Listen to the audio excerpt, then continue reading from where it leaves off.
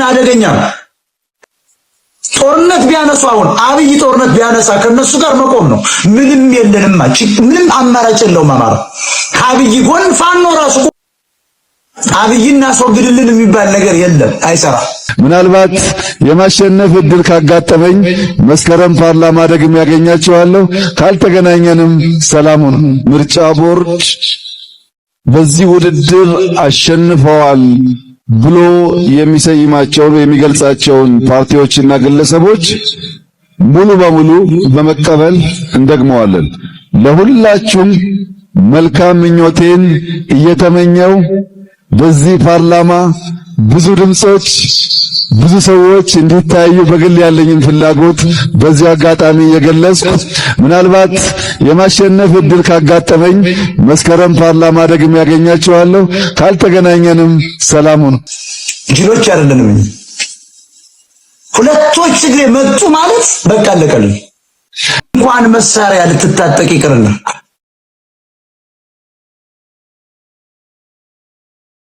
ጥሩ ጅንፎሽ መልኳ መያዝ አይፈቅዱልን።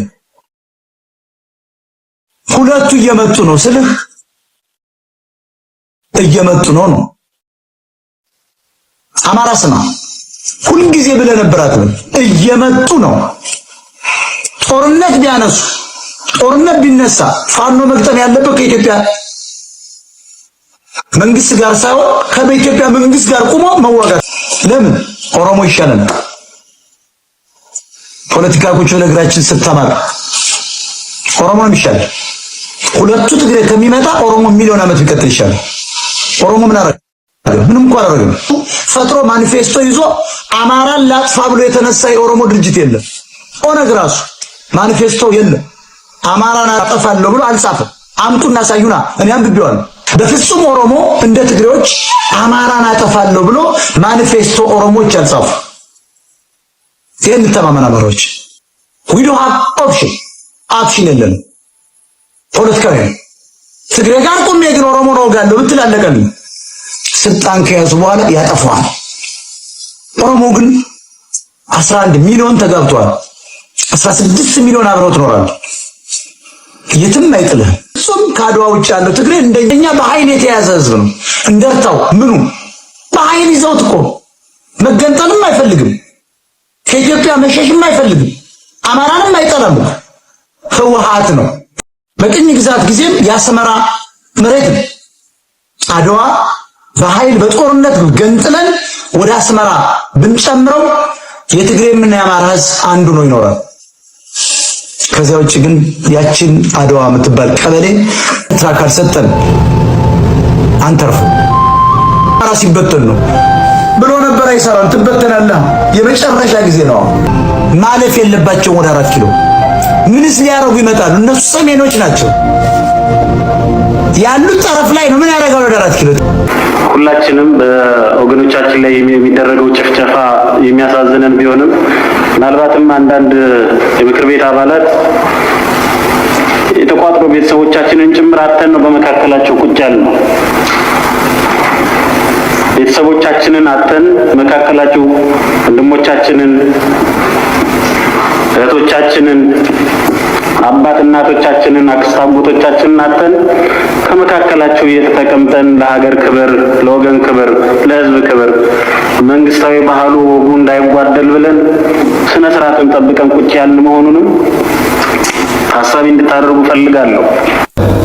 ና መከላከያ ግባ መልስ የለም። ና ፖሊስ ግባ መልስ የለም። ቤት ተቀምጦ ሰላም። በዚህ መንገድ ሰላም ማረጋገጥ አይቻልም። ኑና መከላከያን አጠናክሩ፣ ኑና ፖሊስ አጠናክሩ ስንል ያልሰማ ጆሮ በፌስቡክ ቢጨው ኢትዮጵያን አይታደጋት። ኢትዮጵያን መታደግ የፈለገ ኃይል እነዚህን ተቋማት ማጠናከር አለበት። ግልጽ ነው ለኢትዮጵያ ሕዝብ ያሰፈሰፈ ኃይል መኖሩ በግልጽ የሚነገር ነገር ስለሆነ በውስጥ ያሉንን ችግሮች በተቻለ መጠን በትብብር የሰው ሞት፣ አደጋ፣ መፈናቀል ቀንሰን ዋና ጉዳይ ላይ ብናተኩር ይሻለናል። ይሄ መንግስት አጨብጫቢ እጆችን እንጂ አሳቢ ጭንቅላቶችን ሞጋጭ ጭንቅላቶችን ይፈልግ መንግስት አይደለም። ትችት የሚፈራ እንደዚህ አይነት መንግስት በታሪክ ገጥሞኝ አያውቅም። በእኔ የህይወት ተሞክሮ ትችት ፈር ነው። አጨብጫቢ አወዳሽ አሞጋሽ የሚፈልግ እንጂ በተደራጀ አኳን ጥያቄ የሚጠይቅ የሚሞግት ጥያቄዎችን ከሚመለስ ይልቅ ጥያቄዎችን ማጥፋት የሚቀናው መንግስት ነው።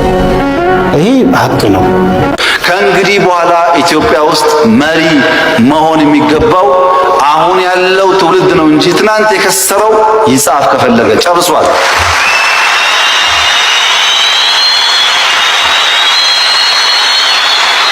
እናንተ ያለው መልእክት በእናንተ ነገ ላይ በነጋችሁ ላይ ለሚቆሙ ሰዎች በእጅ አትበሉ፣ አትፍቀዱላቸው። የራሳቸውን ትናንትና ባልባሌ መንገድ አባክነው የእናንተን ነገ ሊቀሙ የሚያስቡ ሰዎች አትፍቀዱ። ትናንቱን ስላባከነ አሁን መጽሐፍ ማስተማር ይችላል። ጊዜው ሲዝኑ የእናንተ ነው። ትናንትናውን አባክኖ ነገን ሲወስድ ነው። ይሄ አሁን የኔ ጊዜ ነው። ከፋም ለማም ያንተ አልቋል። አሁን ጻፍ፣ አስተምር፣ የኔን ጊዜ ግን አትሻማ ማለት ካልቻላችሁ ኮምፒውተር ማያቅ አሁንም በእጅ የሚጽፍ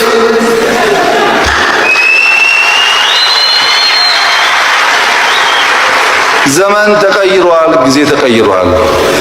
የቴክኖሎጂ ቴስት ከሌለ በስተቀር በትናንትናው መንገድ አይሆንም። በነገራችን ላይ ይሄ ነገር የሚሰራው ለግለሰቦች ብቻ አይደለም ነው የወጣው ቡድን ምናምንና ህዋቶችና ሌሎች ሻቢያ ምናምን የተገኘበት እና የሱዳን ኃይሎች ኤስኤፍ የሚባሉ የአልቡራን ኃይል የተገኘበት ለዚህም ደግሞ አፋብን ወክሎ ነው ደግሞ ብዬ ደግሞ ማረጋገጠው ደግሞ አንደኛው ማረጋገጫ ደግሞ አንድ አፍታ ላሳያችሁና አንተ እንደሆንክ በቅርበት አውቃለሁ። ስለዚህ ይሄ ምስረታ ምን ትርጉም እንዳለው ላንተ በትክክል ይገባኛል። ለማንኛውም ስለ ፋኖ ብሔራዊ ንቅናቄ የተመሰረተበት ሰሞንኛ ክስተት ነው። ክስተቱን እንግዲህ ሁላችንም ስንጠብቀው የነበረ ነው። ይሄ ነገር እንዲመጣ ደግሞ በአንድም ይሁን በሌላም ከጀርባ ከፍተኛ አስተዋጽኦ ካደረጉት አንዱ አንተ እንደሆንክ በቅርበት አውቃለሁ። ስለዚህ ይሄ ምንድነው ይሄ የሚያሳየው? አፋብን በተመሰረተ ጊዜ ከጀርባ ሆኖ የውጭ ዲፕሎማሲ እንዲሰራ አንደኛው የተፈቀደለት ግለሰብ እሱና የአፄ ኃይለ ሥላሴ የልጅ ልጅ የተባለው። ስለዚህ እዛ መድረክ ላይ ሲገኝ ተገኝቶ የተገኘው አማራን ህዝብ ሳይሆን የወከለው እዛ ላይ አማራ ይበሉት እንጂ አፋብን የሚባል አደረጃጀት ተወከለው። ቢካዝ እዛ ጋር ስታዩ የአማራ መድረክ ሆነ አማሮች አሉ እዛ ውስጥ ያሉ አብዛኞቹ ኦፍኮርስ የሱዳን ሰዎች አሉ፣ ኤርትራኖች አሉ፣ የትግራይ ተወላጆች አሉ እንጂ ሌላ ሰው እንደሌለ እርግጠኛ ነኝ የምናገረው። ሌላው ምንድነው አንድ ነገር ጽምዶ የሚባለው አደረጃጀት ማን ነው መጨረሻ ላይ ከጨዋታው ውጪ የሚያወጣው? ኢቨን አደረጃጀቱ ራሱ ከዛ ውስጥ ጥያቄያቸውስ ምንድነው? ከአብይ አህመድ ጋር የሚጣሉበት ጥያቄ በዋነኝነት ምንድነው ብለን አንደርስታንድ ማድረግ አለ። አሁን ለምሳሌ ህዋት እየተጣላ ያለው ከአብይ አህመድ ጋር ወልቃይትን ስጠይ በቃ ታስተ ራያና ወልቃይትን ከዚህ በፊት ከጦርነቱ በፊት ወደ ነበሩበት ግዛት ውስጥ አስገባልኝ ነው ያ ነው ጥሩ። ዋንስ ያንን ነገር ካገኘ ከአብይ አህመድ ጋር ጥል ነው። ሁለተኛው ሻቢያ ነው። ሻቢያ ምንድነው? አንደኛው ፕሪቶሪያ አግሪመንት ፈርማ፣ ሁለተኛ ግን አላማው ምንድነው? ኢትዮጵያን ማፍረስ። ያ አጀንዳ ይዞ ነው። መጀመሪያ ላይ ለምሳሌ እዚህ ቤት ካየህ እኛ ሞር ኤርትራኖቹ ሞር ስንደግፍ ነበር። ቢካዝ ስንደግፍ የነበረው ከአማራ ጋር ይሰራል ብለን ነው እንጂ ይሄ ሁላ የአማራ ጠላቶችን ሰብስቦ እንዲመጣብን አይደል። ሌላው ሶስተኛው ቅማንት ምንድነው ጥያቄ? አማራ ክልል ከአብይ አህመድ ጋር በዋነኝነት የሚጣላበት ሸልጋን እስከ መተማ ድረስ ግማሽ ጎንደርን ጠቅልዬ ክልል አድርገኝ ከአብይ አህመድ ጋር እየተጣሉ አገው ምንድነው ጥያቄ? ሁለቱም አገዎች በአዊም ያለው በህምራን በኩል ያለው አገው ክልል አድርገኝ ነው ጥያቄ ከአብይ አህመድ ጋር እየተጣሉ። ጉምዝ ምንድነው ጥያቄ?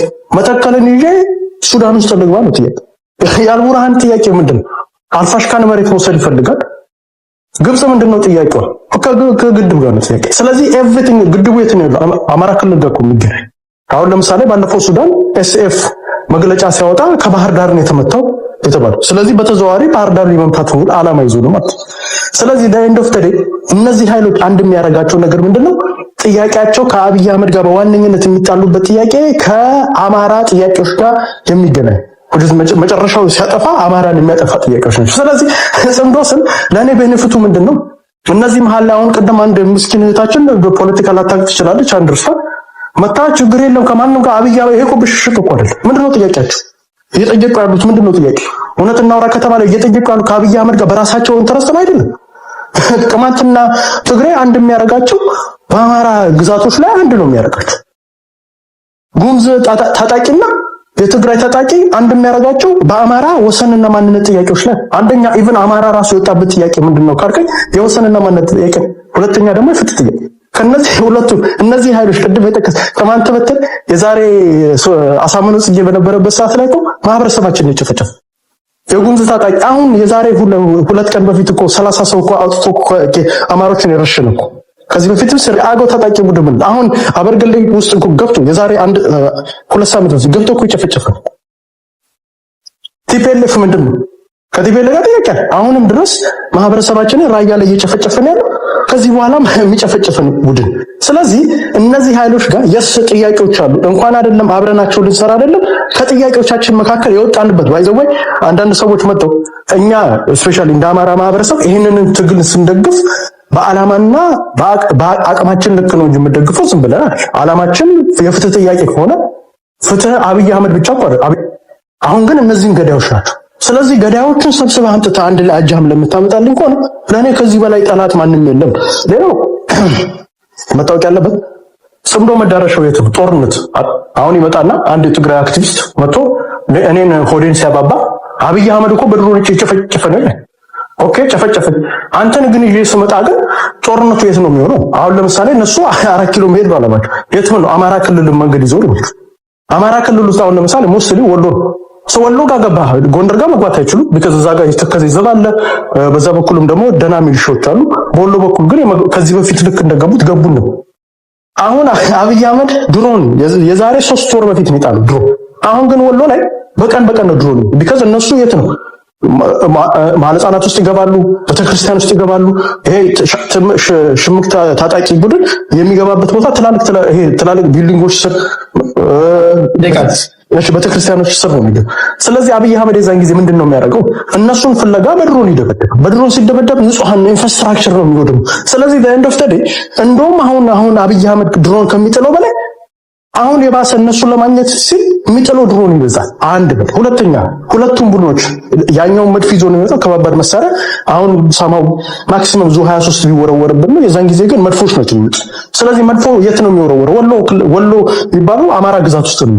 ስለዚህ ኤንድ ኦፍ ዘ ዴይ ይሄ ጦርነት ባይ ዘ ታይም ሲያልቅ ምንድነው ወሎ የምትወድምበት ሸዋ የሚወድምበት ጦርነት ነው እንጂ ለኛ ቤኔፊት የሚያደርግ ለያው ቤኔፊት ምንድነው የሚሆነው ካልከኝ እንደመጨረሻ ይሄ ጦርነት አሁን ለምሳሌ ነው አብይ አህመድ ከዋት ጦርነት እንዳደረገ ቁርጥ ነው ማለት ህወሓት በዚህ ሰዓት ኢትዮጵያ ካጠፋች